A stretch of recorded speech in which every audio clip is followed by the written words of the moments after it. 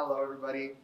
I'm Joseph Delgado. I work with New Mexico State University's Cooperative Extension Service. We were scheduled to have my coworker Amber speak today. She was going to speak on food preservation. She is a FCS agent, so she deals with family and consumer science projects and programs. So she helps manage a master food preservers program, which I'll mention at the end of my presentation. She unfortunately couldn't make it today, and last week she called me and asked if I can kind of fill in for her. She didn't want to leave the library hanging, so I said that I would graciously step in. Wasn't doing too much today, so I don't mind. So yeah, I'm going to talk a little bit about what I do and kind of how it goes hand in hand with what Amber's work does.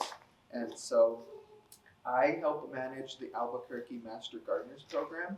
It's a program open to the public, and they talk about all things gardening, landscaping, sustainability, big, huge practices about urban farming and agriculture in Albuquerque. So yeah, this presentation is going to be about building your vegetable garden, and I'll talk about how to harvest and preserve it. So yeah, again, I'm Joseph, and I'm with NMSU. So I'll do a short introduction to vegetable gardening, and I'll touch a little bit base on benefits. So benefits of vegetable gardening include fresh produce, cost-effective, eco-friendly, physical and mental health benefits. Personally, I used to get into gardening in middle school. They had a small gardening club. I went to Ernie Pyle Middle School in the South Valley, grew up, born and raised here in Albuquerque. Should have said that first. Yeah, I loved gardening. I had a small garden in my backyard growing up, and my mom loved roses. And so I was always outside, always had a green thumb. Spent a lot of time at the Albuquerque Botanical Gardens growing up. And yeah, kind of led to an internship there, and kind of that was what got me into this field. And so yeah, benefits of vegetable gardening include those things, a lot of physical and mental health benefits. I love it. I don't know about you guys, but after a long week of work, I like to spend some time outside. It just kind of gets, it's meditation, ease, plants, animals, nature. It's really calming for me. So yeah, that's a little bit about what got me into vegetable gardening and horticulture. So good way to start is choose a location. Everybody has different circumstances, different situations in their yard, in their landscape. So whether or not you're choosing to do in-ground gardening or raised bed gardening. Sunlight is very important with all types of plants, really. So most vegetables need at least 6 hours of sunlight, direct sunlight per day, but ideally they would love 8 to 10 hours. Be sure to mark whether or not your garden is going to be west or south facing, right? So depending on how your yard is set up, there may or may not be full sunlight access. There may be structures in the way. So it's good to take your thinking caps on, take a step back and look at the landscape and plan out your garden. Yes, soil is very important. Vegetables grow in the best fertile, well-drained soil, and so soil that is always wet can prevent plants from growing. So it is good to have aeration in your soil. Also good to test. Sometimes it's good to do a soil test. And New Mexico State University, we don't do it anymore, but I do help people get informed on doing soil testing. So what you could do is conduct a soil test. You kind of get a sample and you put it in a bag and you can mail it off to a university. And they tell you what your pH is and also what macro and micronutrients are in your soil. And so that can kind of give you a lot of insight onto what you want to grow, what your aspects are. If you want to grow chili, they might have a specific pH that chili likes. And so you can test your soil, and if it's above or lower than the desired pH, you can kind of adhere to it if you want to. So that's very good, and that's something that we offer at my work, is soil testing. Drainage, water should move quickly throughout the soil. It's very good to have soil porosity. Sometimes, right, if you have stagnant water that can create mold, can invite also other pests and disease in. Proximity, consider how convenient the location is. As you can see in these raised bed gardens here down, they have a lot of room to walk around, right? As here, this in-ground kind of row gardening, there's not as much space to walk around. It kind of gets a little bit clumped in. So choosing your space and your proximity is really, really important. How you want to navigate through your garden. Shade is very important. Some vegetables, like root vegetables, grow best in partial sun, while others, like vegetables with edible stems, buds, or leaves, prefer partial shade. So it's good to look at the back when you go buy seeds, right? A lot of them say whether or not they like full sun, or partial shade. So planning that out gives you a good insight on how you want to plan out your garden. Obstacles, avoid any areas that are shaded by buildings, trees, or shrubs. Right, this guy has tons of open space, tons of full sun, as compared to this picture, right? They have a huge wall in the back, so I'm not sure morning or daylight, morning or evening, they might get not as much sun. So those plants, you need to kind of just choose different ones that might grow best in that situation. Low-lying areas, avoid areas that are prone to flooding, as vegetable roots need oxygen to get to your landscape. If you have any low points, I like to plant things that you need more water there, right?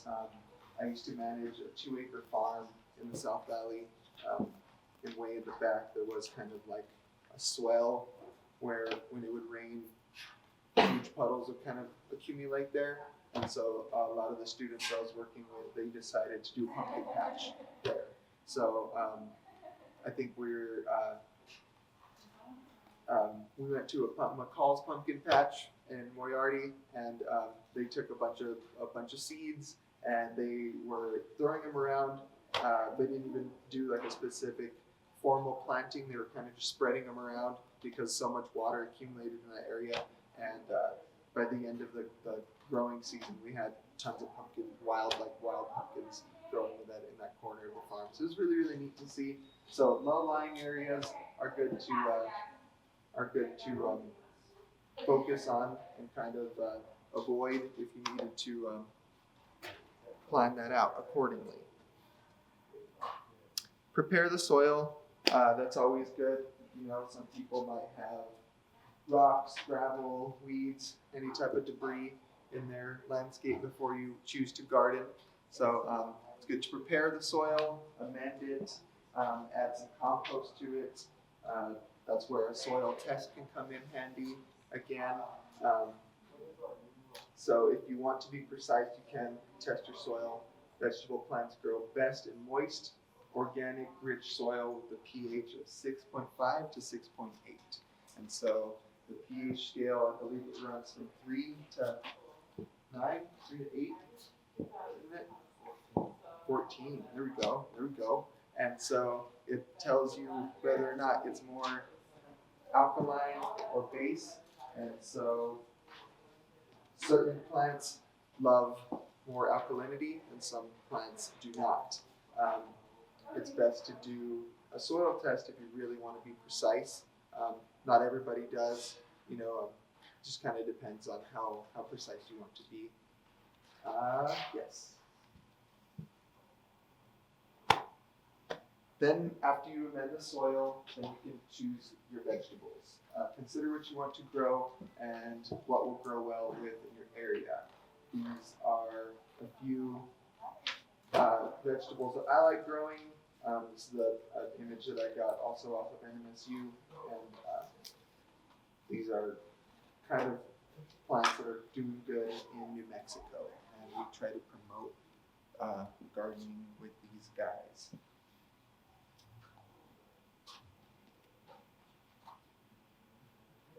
And Joseph, with that, can you elaborate on which ones are best for some of the cool season that we're in, and what ones might be better for the cold season? Cool season vegetables. I'm not too much of an expert on cool and warm season vegetables, but I do know, right, like typically your warm seasons are going to be those peppers, melons, pumpkins, squash. I believe you can do carrots. Carrots are carrots more of a winter? I think carrots could be winter. Beets, any type of bulb really does good in the winter. Winter wheat, rye. I'm trying to think. Onions, all of your garlic and shallots. Those do good in the winter. Spinach does, yes.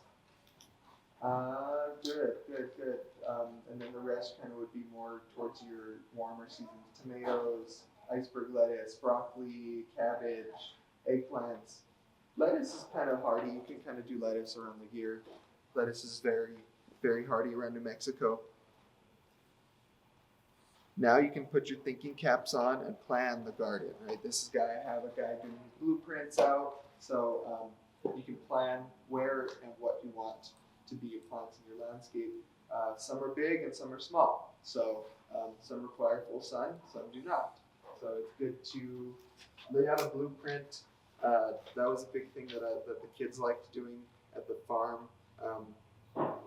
Was I would give them kind of like a blank square and 3 different plots on what we could have planted, and I gave them like 5 different options of seeds, and they get to do like a majority rule wins on what we get to plant. So I know they like to do the pumpkins and the watermelons, and then I had like a huge plot where I wanted to know either if they wanted to do corn, chili, beans, squash. It was really, really neat to see, give a bunch of different options to students, and then they get to kind of just choose on what they want. I like to let them choose. So it was really, really interesting. Then you can plant the seeds. Once you have to choose what vegetables you want, you can plant them out. Seasonal planting calendar, I always like to check the Farmer's Almanac. That's always been spot on for many, many years, actually.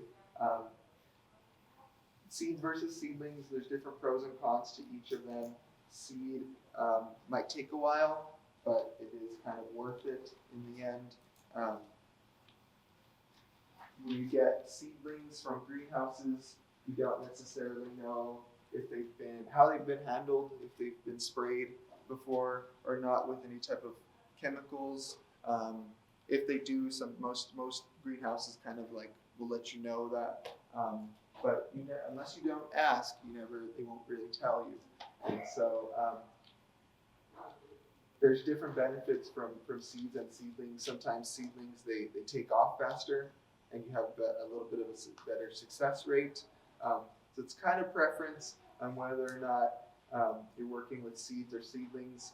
Sometimes it also is like kind of a sense of urgency, right? If you have like a deadline to meet, or if it's getting warmer and your seeds sometimes if it's getting above a certain temperature threshold, your seeds might not germinate. So then in that case, you might have to rely on seedlings. But if you plan it out correctly, you can start your seeds indoor and then move plants outdoor. Planting techniques, there's always good planting techniques. Focus on depth, spacing, and timing.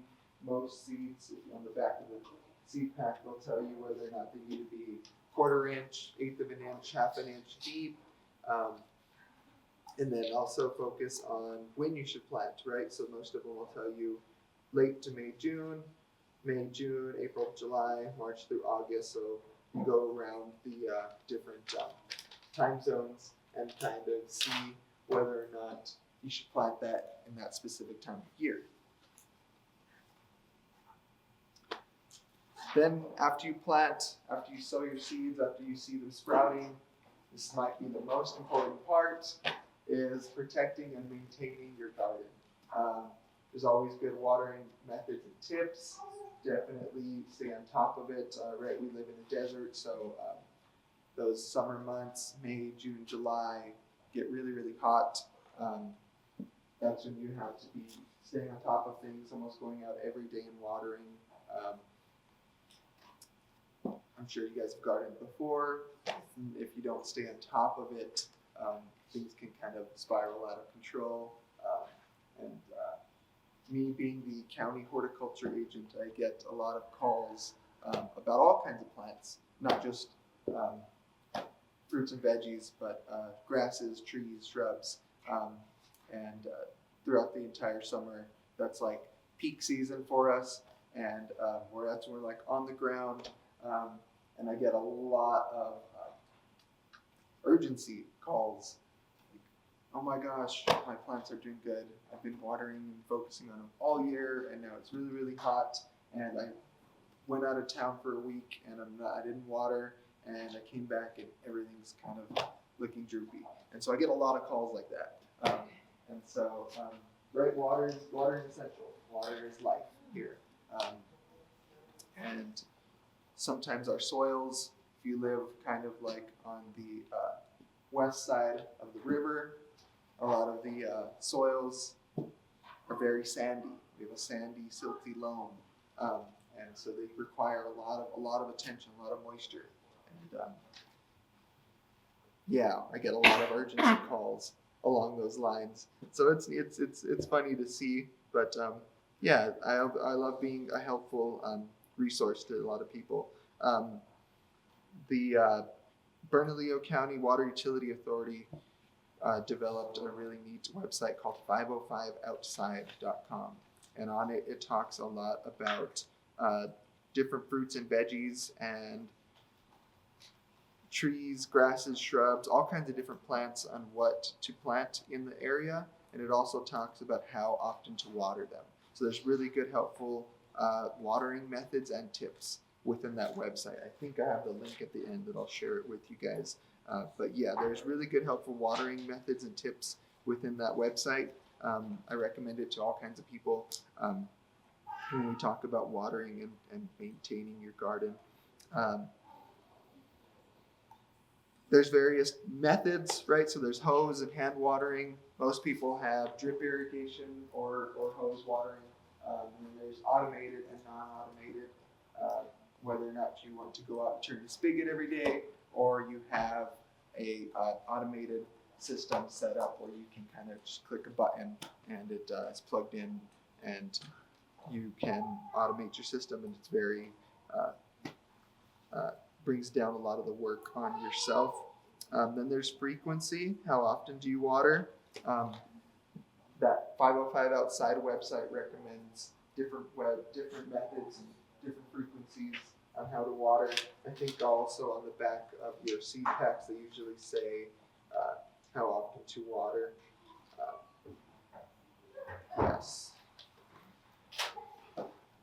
Then there's also weed and pest management. That's another thing that my office offers.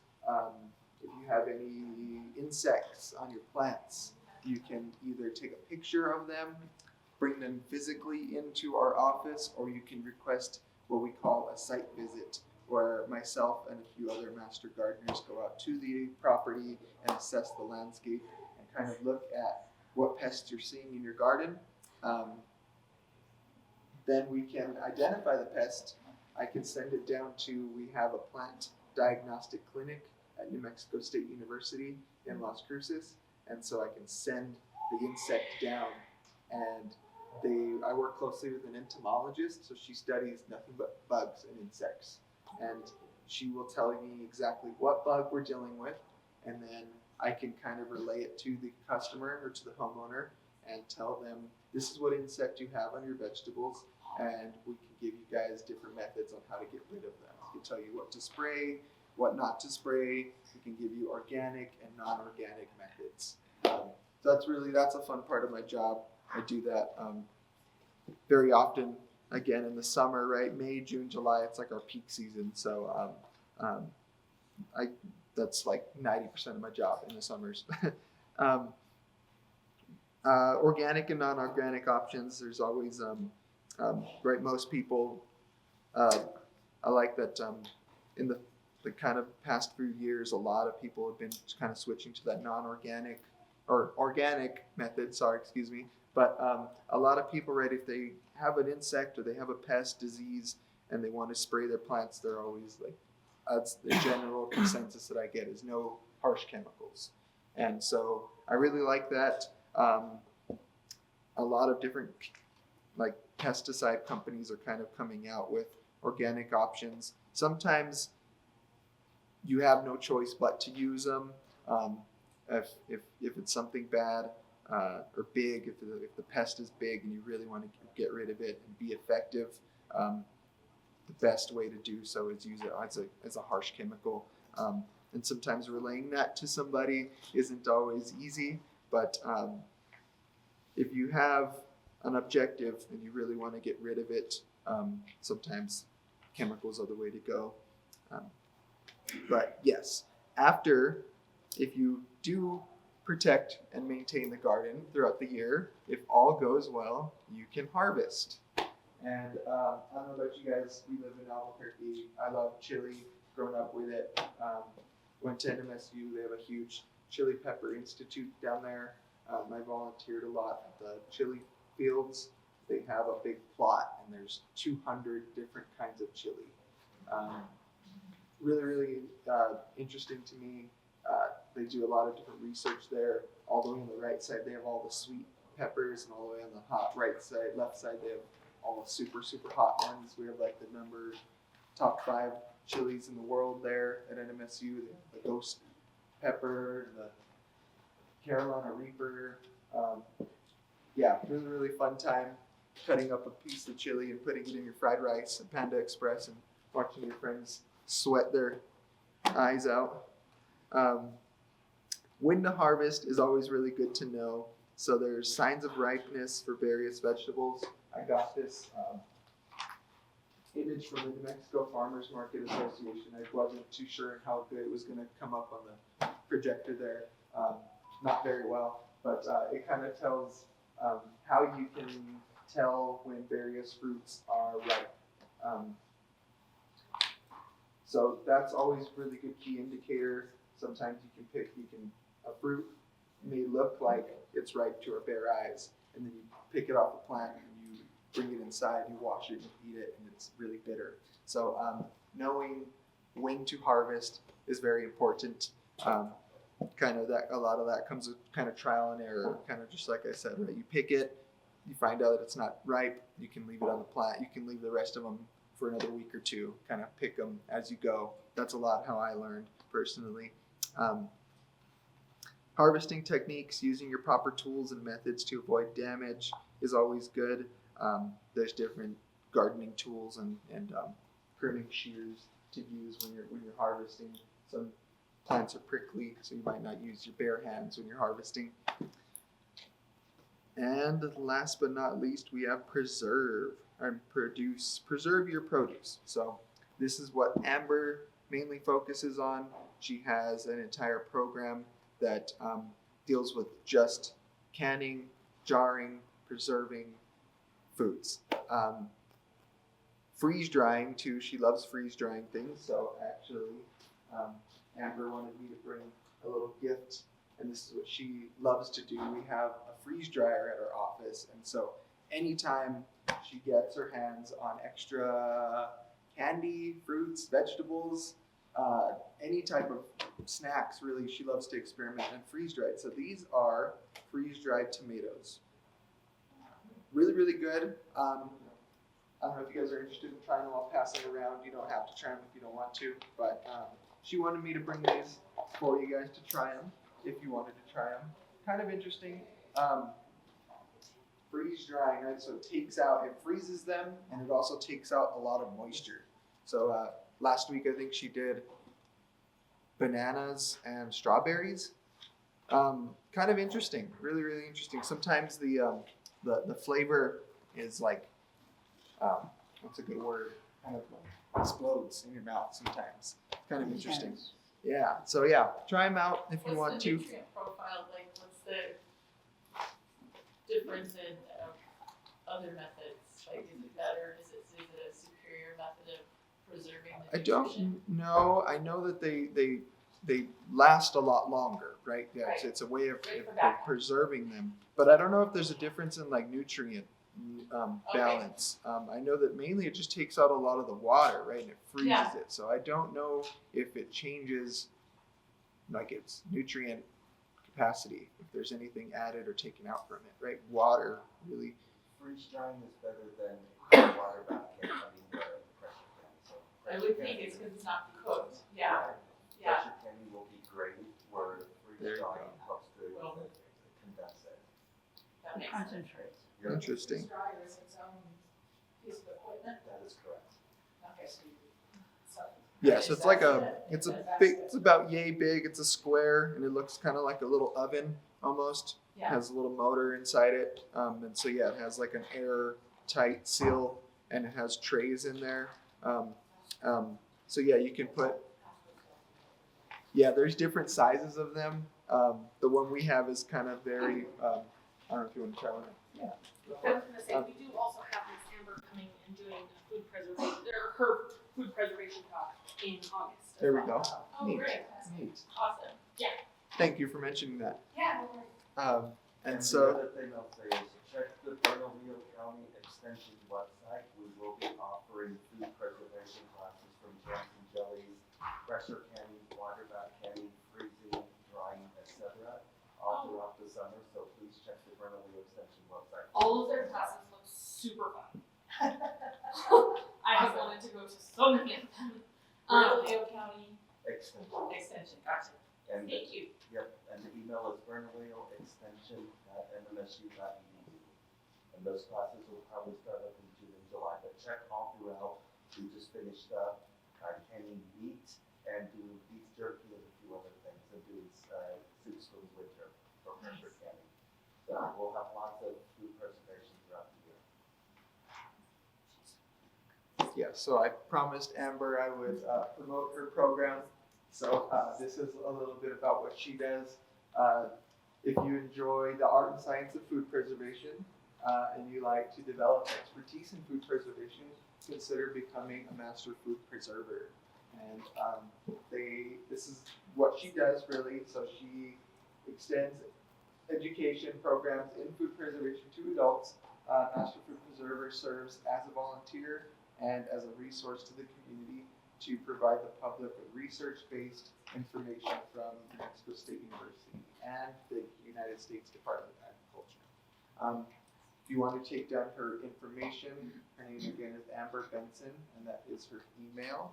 And I think I have it again too. So that's a little bit about eligibility. I think you just need to be 18 years or older and have the time really. I think there's 11 parts, 60, I think that means 61-hour Master Food Preserver course, including hands-on kitchen lab sessions from January to April. So there's different types of classes, and the whole schedule I think is available on our website. Yes, so those are the requirements. Complete at least 40 hours volunteer service, similar to the program that I run. And then, complete quarterly reports on the number of public contacts But made. for those who don't want to be a master food preserver, we do have open public classes for food preservation. Yes, there is open classes. You don't need to be a full member to join in. And a little bit about what the training covers. She has lectures, discussions, and hands-on kitchen lab experiences. Latest information on food safety and food preservation. She deals with prevention of foodborne illnesses, food storage and safety, canning basics, canning acid foods, canning low acid foods, pickling and fermenting foods, preserving jams and jellies, freezing foods and drying foods, freezing, drying food products.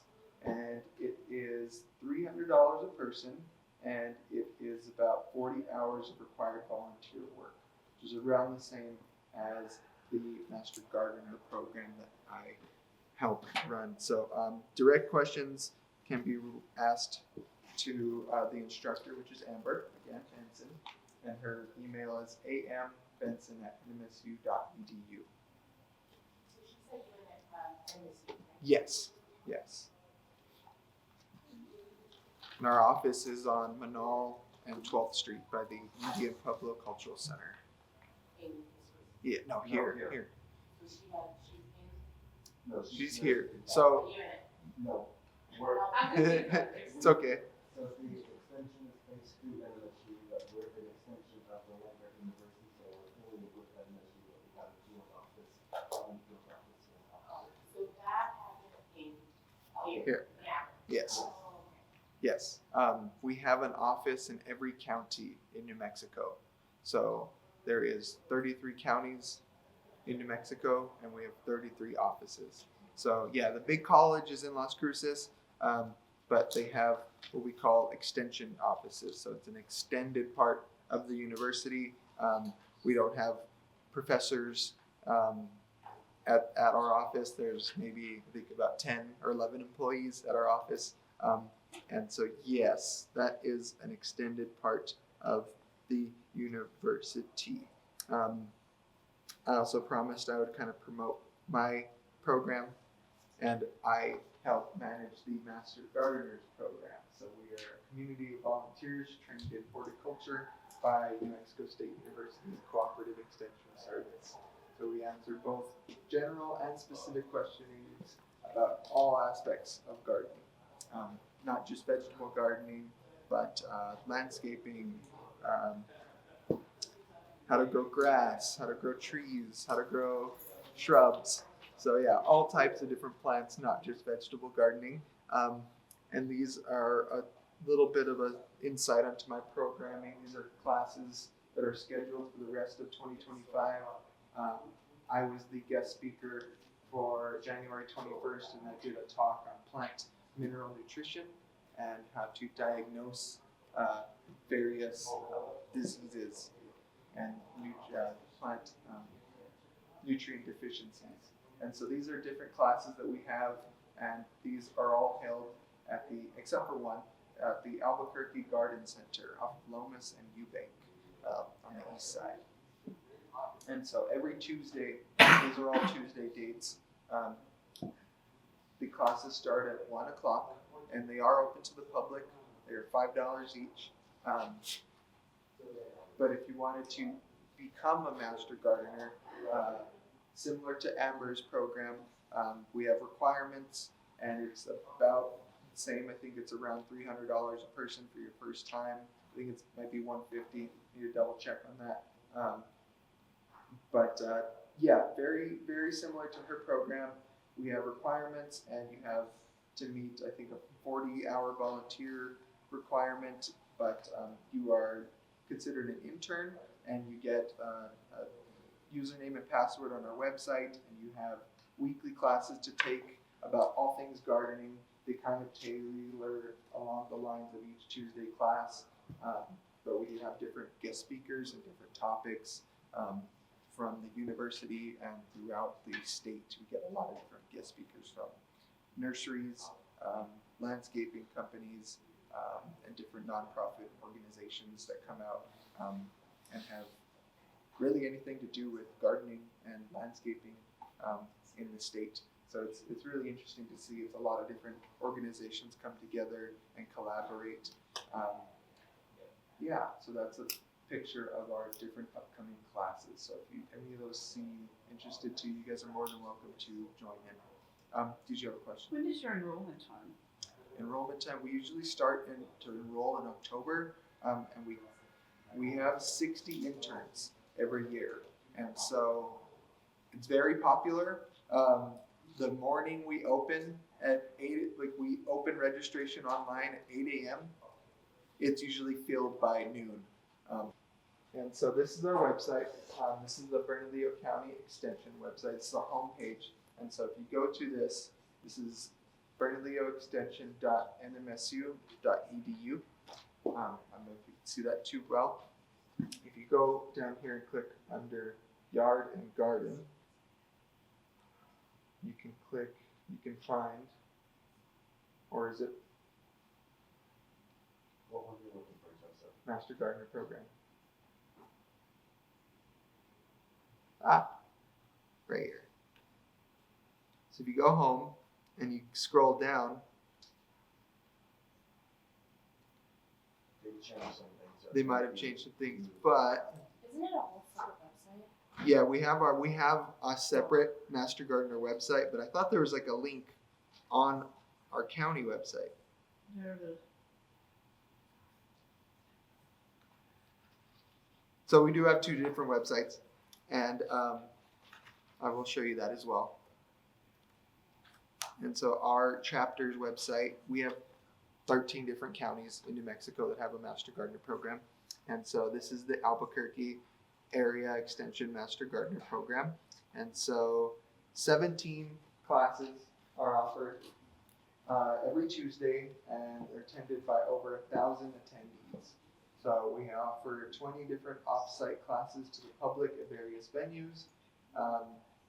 We have 3 or 4 different community gardens that our volunteers tend to, and so over those 4, we distributed over 3,000 pounds to different food banks and shelters. We mainly partner with Roadrunner Food Bank.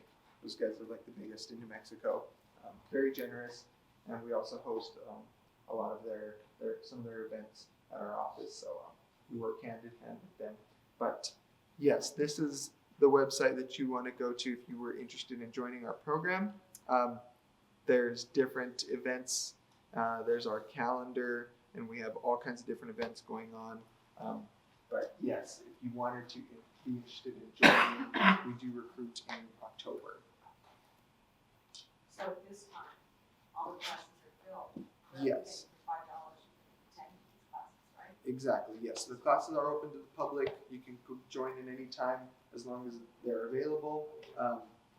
But if you were interested in becoming a member, registration starts October, and then the classes start January, and they go through, the classes end around May, but the program still goes year-round until October.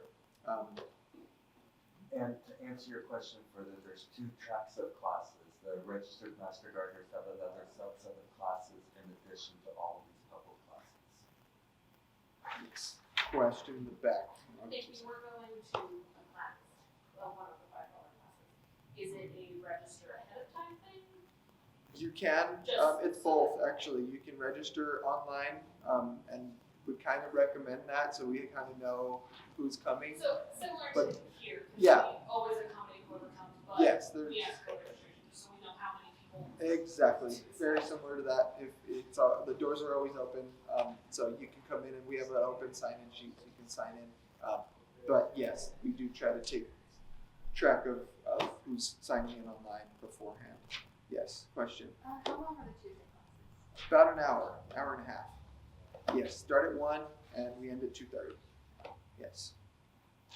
Yes, and so I think that was about it. And Joseph, can you explain the handouts that you have? Yes, I do. 1 and 2.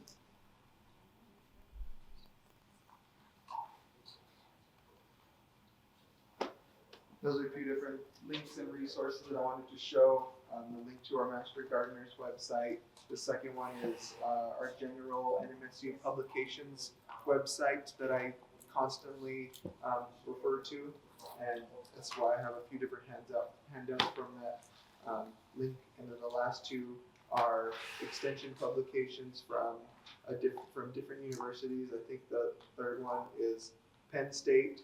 And the last one, I forgot what university I got it from, New Hampshire, if I'm correct. But they're links on building your vegetable garden, very related to what I was speaking on today.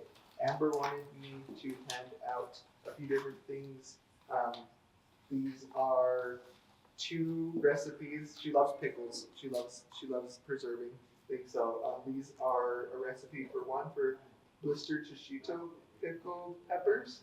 And then this is a recipe for the ultimate summer quick pickle. And then I have two different handouts right here from the New Mexico Farmers Market Association. These are New Mexico harvest calendars, so it kind of shows you what plants to harvest on the various seasons. And so you guys are more than welcome to come check them out, take whatever you feel like. I also have 4 different handouts from New Mexico State University down there, all on building your vegetable garden. A few of them are from our fruit and vegetable specialists down south. One is Dr. Shangri Yao. She's a fruit tree specialist. She knows a lot about fruit, and so she developed some interesting publications back there. You guys are more than welcome to help check them out. Those are part of what I do is relay peer-reviewed publications to the public, and so those are based off of frequent fruit and veggie questions that we get in the state. Our vegetable specialists at NMSU developed those handouts. I also have seeds. I know you guys do seed garden here, and so seed bank here. So I have various seeds. I have tons and tons of seeds at my office. So I have corn, lima beans, tomatoes, green beans. There's carrots in here, so you guys are more than welcome to come take them. I have an abundance of seeds. I'm trying to get rid of them. So yes, that was my presentation. Thank you.